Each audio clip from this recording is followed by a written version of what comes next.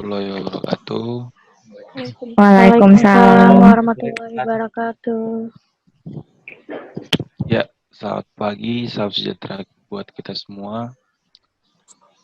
Kami dari kelompok 3 akan membahas ruang dan bentuk.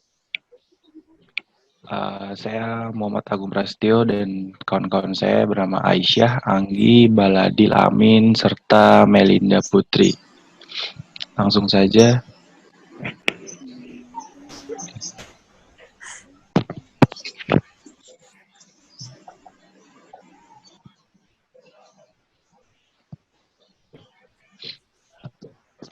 Bentuk dan ruang. Ruang merupakan sesuatu yang melingkupi keberadaan kita, suatu hawa yang tidak berbentuk, namun secara visual segala sesuatu seperti dimensi, skala, pencahayaan, tergantung dari persepsi kita.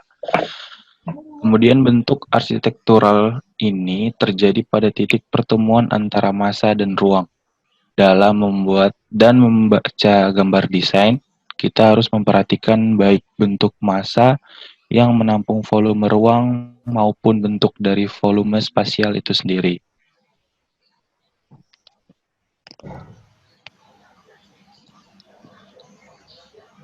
Strategi menghubungkan bentuk sebuah bangunan terhadap ruang bangunan di sekitarnya. Nah, ini yang pertama adalah membentuk sebuah dinding di sepanjang tepi tampaknya dan mulai mendefinisikan sebuah ruang luar yang positif. Ini bisa kita lihat di pinggirnya ada sebuah dinding di sepanjang tepi tampaknya itu ada di sebelah kiri. Kemudian menyatukan ruang interiornya dengan ruang luar private dari sebuah tampak berdinding. Itu di tengah ada berdinding, ada dindingnya, kemudian ada sebuah ruang interior di dalamnya. Kemudian membangun sebagian tampak sebagai suatu ruang luar dan melindunginya dari kondisi-kondisi iklim yang tidak diinginkan. Mengelilingi dan membungkus halaman atau ruang atrium di dalam volume. Ya ini ibaratnya yang keempat ini ruangan di tengah itu dilindungi oleh dinding. Jadi dia kayak terkurung gitu. Oke, sebentar dulu. Jadi teman-teman semua, mahasiswa semua, kita bahas tentang bentuk dan ruang. Sebagai seorang desainer, sebagai seorang arsitek, dalam melihat sebuah bentuk, dalam melihat sebuah ruang, bukan hanya dilihat pada massa ruang itu, tapi harus dilihat massa ruang itu terhadap sekeliling bangunannya. Sehingga ketika kita nanti melihat suatu bentuk atau ruang, ya kita cenderung nanti mengorganisirnya ke dalam dua buah kelompok. Ya, ada yang disebut dengan figur, ada yang disebut latar. Ketika kita melihat sebuah bentuk, ruangan atau gambar atau objek, ya kita cenderung melihat ada yang kita sebut elemen positif, ada yang disebut elemen negatif. Ya, elemen positif itu kita lihat sebagai sebuah figur atau objek, sedangkan elemen negatifnya adalah latarnya. Ya, ketika nanti membahas strategi menghubungkan bentuk ruang sebuah bangunan terhadap ruang di sekitarnya, nanti kita lihat mana yang objeknya, mana yang latarnya, gitu ya. Nah, apa yang dijelaskan oleh Agung ini adalah jenis-jenis strateginya, bagaimana hubungan antara figur atau objek dengan latar atau dengan hal-hal yang di sekelilingnya. Itu maksudnya ya. Oke, lanjut.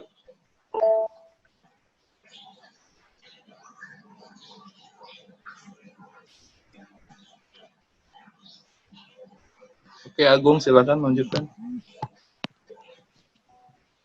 Baladil.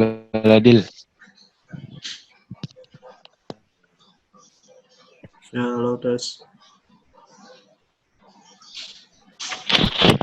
Iya, masuk Bel.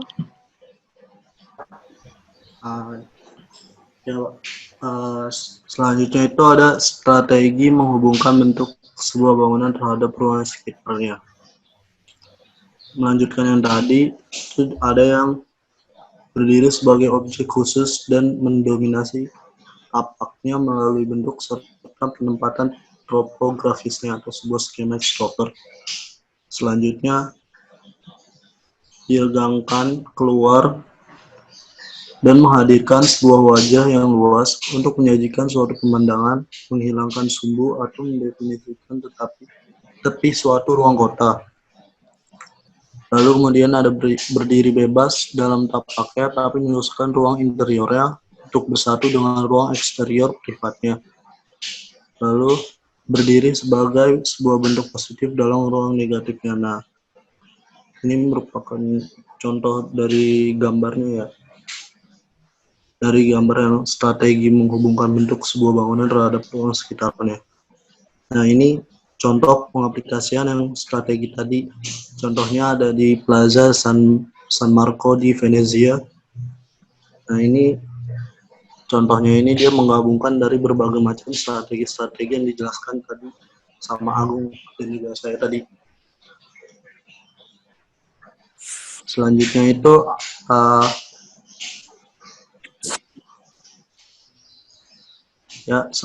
itu elemen-elemen horizontal yang mendefinisikan ruang. Yang pertama itu ada bidang dasar. Bidang dasar horizontal yang terhampar sebagai sebuah figur di atas sebuah latar yang kontras mendefinisikan sebuah area ruang sederhana. Makin kuat pendefisian batasan sebuah bidang horizontal, akan semakin berbeda pula areanya. Walaupun terdapat aliran ruang menerus yang terlintas, suatu area tetap akan menghasilkan sebuah zona spasial atau realitas di dalam batasannya.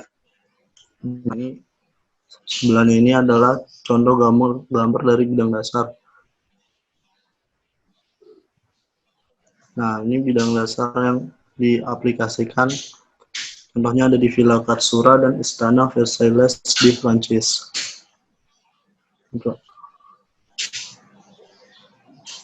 Kemudian selanjutnya ada bidang dasar yang diangkat. Bidang horizontal yang diangkat di atas bidang dasar menghasilkan permukaan-permukaan vertikal di sepanjang tepinya yang memperkuat perpisahan visual antara areanya dengan bidang dasar di sekelilingnya.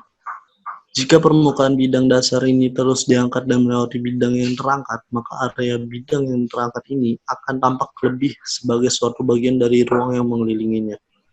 Jadi dari bidang dasar yang tadi, kalau ini ditambahin jadi di up gitu ke atas, jadi bidang dasar yang diangkat. Kalau misalkan dari gambarnya seperti ini. Nah, ini contohnya nih bidang dasar yang diangkat itu ada di Taihejian di Beijing atau Valhalla di Jerman. Nah, ini bentuknya kan kayak semacam bidang dasar yang diangkat tuh di apa sih namanya, ditarik ke atas gitu.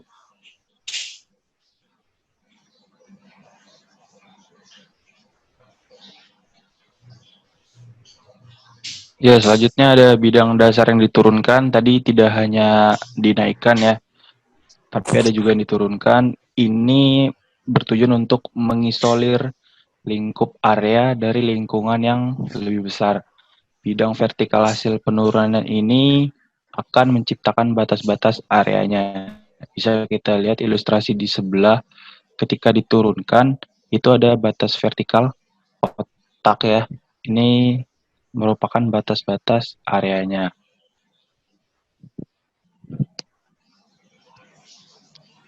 Nah, ini ada tingkat kemelurusan spasial, ada 3 tingkatan.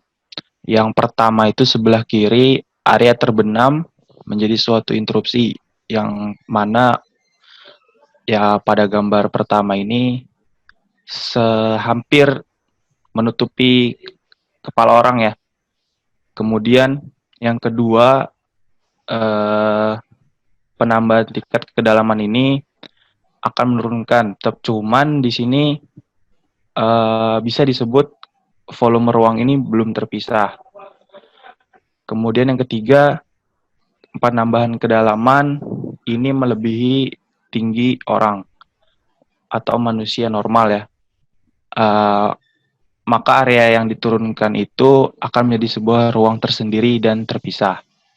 Ya, jadi harusnya tadi Baladil juga jelaskan apa yang dijelaskan Agung ketika membahas tingkat kemenerusan visual tadi ya. Saya tambahkan ya, Baladil ya. ketika Oh bicara iya, Pak. ketika bicara bidang dasar yang diangkat, ada yang kita sebut dengan tingkat kemenerusan. Ya, yang lain juga dengar ya. Ada yang disebut tingkat kemenerusan visual dan ada yang disebut tingkat kemenerusan spasial. Ya, dilihat berdasarkan tingkat kemenerusannya. Ya, tadi ada gambarnya tadi pas. Ya, misalkan posisi kita ada di orang-orang yang ada di Taihedian Beijing ini. Ya, kita berada di sini, kemudian kita melihat ada orang yang berada di atas tangga sini. Apakah kita masih bisa melihat orang itu? Masih ya. Berarti apa? Berarti tingkat kemenerusan visualnya masih dipertahankan. Ya, tingkat kemenerusan visualnya masih dipertahankan. Ya, bagaimana tingkat kemenerusan spasialnya, wilayahnya? Wilayahnya masih terbatas atau masih dalam satu wilayah antara kita yang di bawah dengan orang yang ada di atas tangga? Ada batas. Ada batasan kan? Iya. Masih ada batasan tapi masih kelihatan kan? Iya, Pak. Iya, itulah yang disebut tingkat kemenerusan spasial yang diinterupsi. Artinya masih ada batasan. Beda dengan misal kita pergi ke Jerman nih, Valhalla Jerman. Ya, misalkan kita berada di sini. Ya, kita berdiri di sini. Kemudian ada orang lain yang di atas sini. Apakah kita masih bisa melihat di dalam dia ya? Nggak bisa ya. Artinya tingkat kemenerusan visualnya diinterupsi juga. Ya, bahasa arsiteknya begitu. Ya, tingkat kemenerusan visualnya diinterupsi. Tingkat kemenerusan spasialnya juga diinterupsi karena ada batasan di sini. Ya. Jadi itu yang disebut dengan tingkat kemenerusan. Ya. Contohnya nih, silakan lanjutkan Agung. Ya, ini ada di Lower Plaza di New York. Bisa kalian lihat plaza kayak di WNJ ya, di plaza di depan. Itu ada 2 gedung, kemudian ada yang turun ke bawah. Nah, itu adalah disebut tadi bidang yang diturunkan. Jadi dia dari 0 titik jalan, cuman dia diturunkan. Nah, ini kalau kita berada di sini, ini ketinggiannya lebih dari orang dewasa, jadi ini termasuk menjadi sebuah batasan atau tadi disebut interupsi.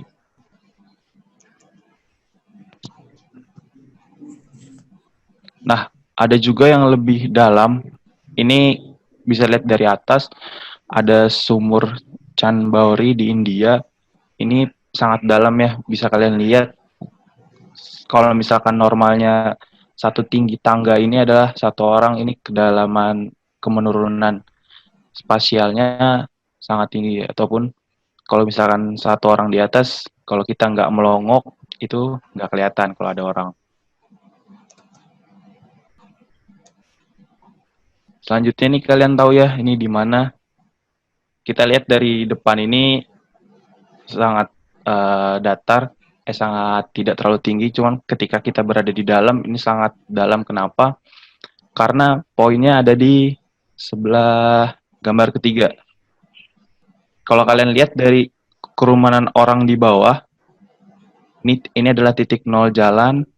Ketika kita masuk ke dalam stadion, ini penurunan bidang datar yang diturunkan. Jadi kondisi lapangan ataupun tribun pertama ini di bawah garis jalan.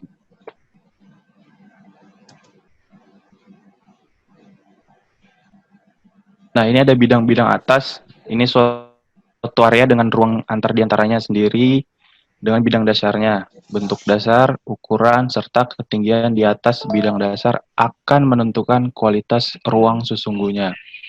Ya, ini ada bidang yang berada di atas, bukan di ke atas kan ya, jadi ada bidang di atas.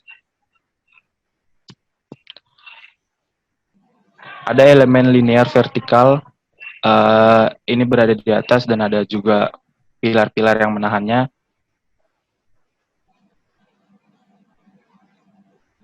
Ini mendefinisikan ruang.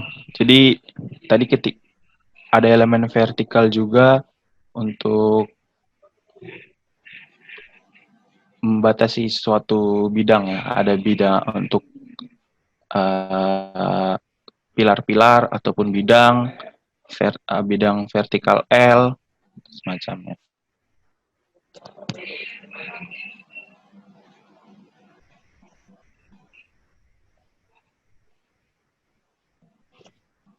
Kemudian ada dua bidang vertikal yang sejajar. Kemudian ada bidang vertikal berbentuk U. Kemudian ini juga terakhir ada bidang vertikal tertutup.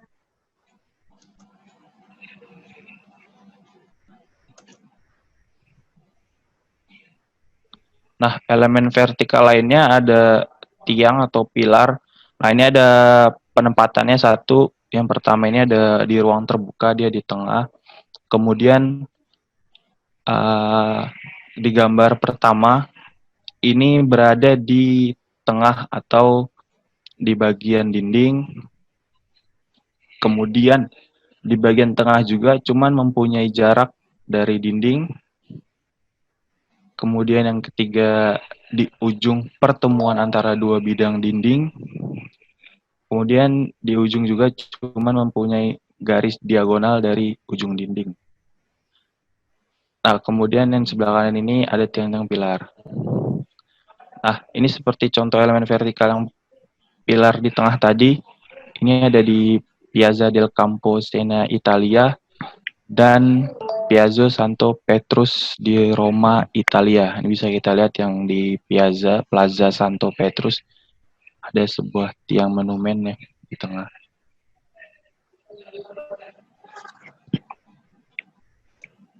Kemudian elemen linear yang vertikal, ini serangkaian kolom, jadi ada bentuk kolom-kolom kelompok ataupun rangkaian. Rangkaian ini yang sangat banyak ya.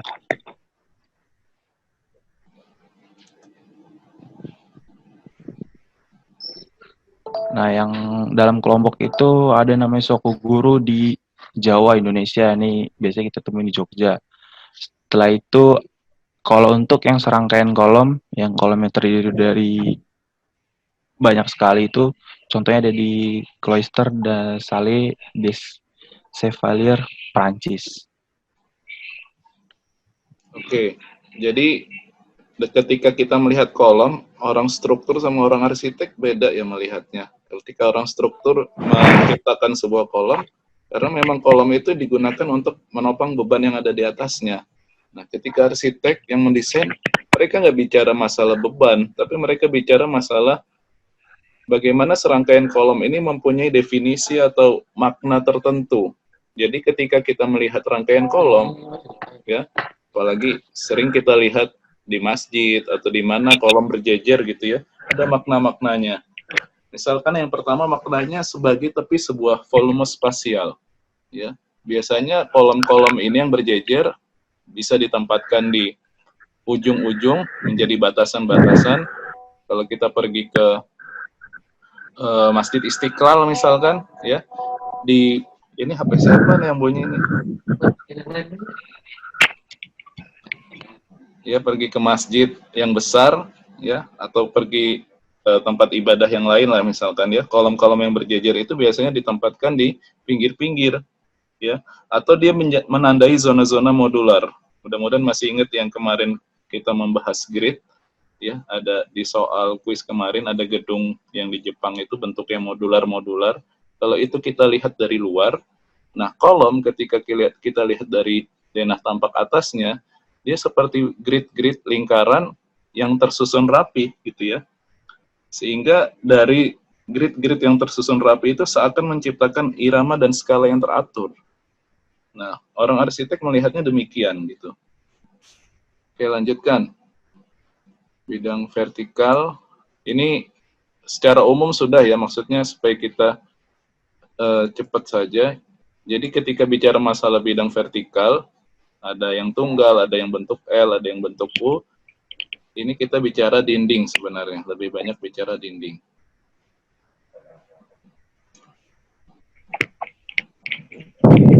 Ini saya skip ya. Selanjutnya giliran siapa nih? Yang ini. Anggi. Ya, bidang Anggi, Pak. Anggi, silakan bidang penutup. Bidang penutup. Tunggu, Pak.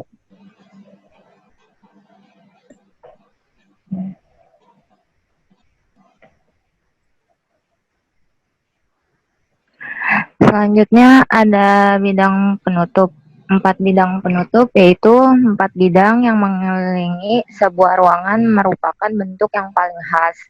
Karena areanya yang benar-benar tertutup, secara alamiah ruangan di dalamnya menjadi tertutup. Jadi bidangnya itu terbentuk 4 bidang yang menutup suatu ruangan. Untuk mendapat kesan utama dari visual di dalamnya, setiap bidang penutupnya dapat dibedakan melalui bentuk ukuran, artikulasi permukaan, atau melalui sifat alamiah bukaan di dalamnya. Lalu, area yang tertutup dengan jelas dapat ditemukan di berbagai jenis bangunan, seperti lapangan kota, ruang atrium, aula tunggal, atau area yang besar.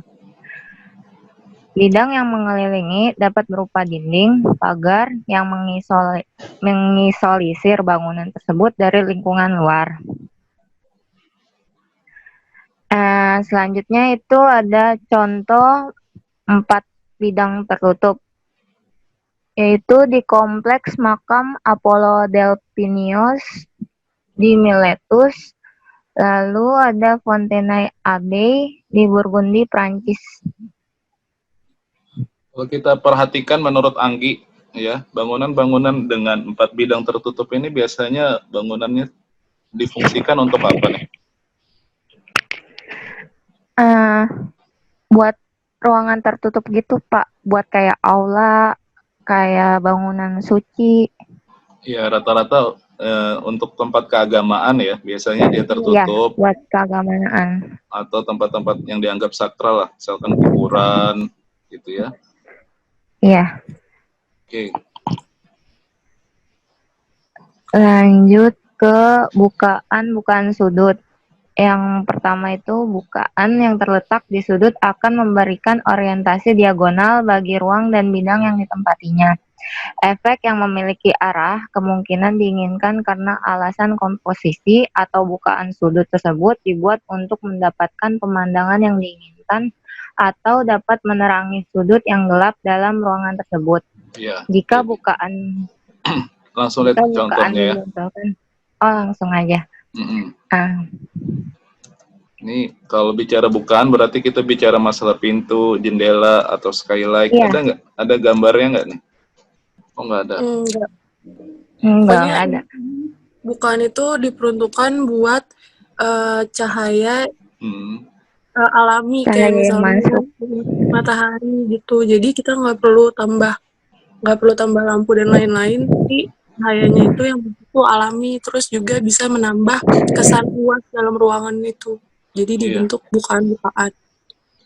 Jadi bukaan sudut itu bisa dalam bentuk pintu, jendela, atau ventilasi yang bisa cahaya luar masuk gitu ke dalam. Ya. Kemudian berdasarkan lokasinya atau tempatnya, bukaan itu ada bukaan terpusat ya, tapi ini nggak dibahas di sini. Ada bukaan terpusat, ya, ada bukaan yang dikelompokkan. Nggak ditambahkan ya di slide ini ya? Kayaknya di buku cuman itu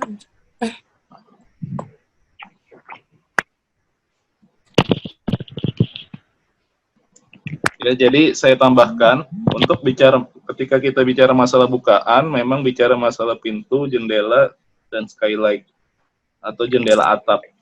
Fungsinya tadi yang dijelaskan oleh siapa tadi, Melinda ya? Iya, Pak.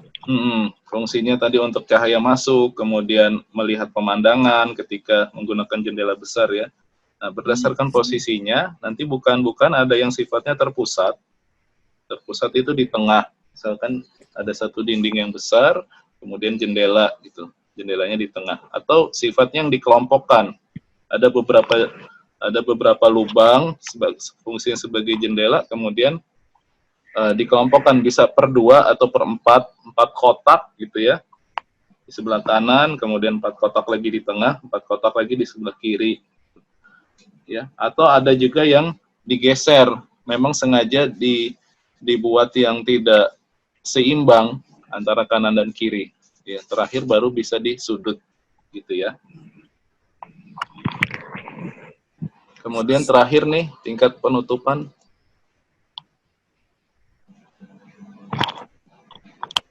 Aisyah yang jelaskan.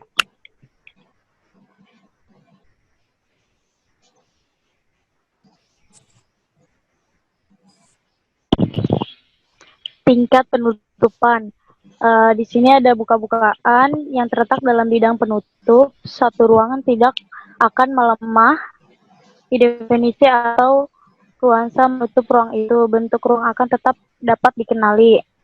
Ini kayak gini, ada yang dindingnya cuma setengah. Nah, terus itu ada bagian seperti ventilasi. Nah, itu